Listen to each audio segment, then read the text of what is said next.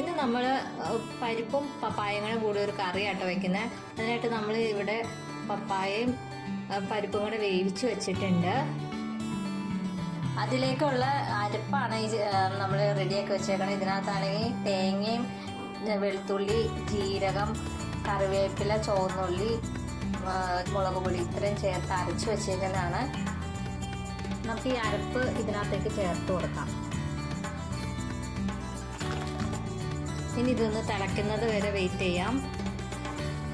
ഇത് നന്നായിട്ട് തിളച്ചിട്ടുണ്ട്. ഇത് നമുക്ക് കടുക് വറക്കാം കേട്ടോ. വെളിച്ചെണ്ണ ഒഴിച്ചു കൊടുക്കാം. കടുക് ഇട്ട് കൊടുക്കാം. ചുവന്നുള്ളി, വറ്റൽമുളക് ഇട്ട് കൊടുക്കാം. കറിവേപ്പില ഇട്ട് കൊടുക്കാം. ഇനി നമുക്കിത് ഇട്ട് കൊടുക്കാം.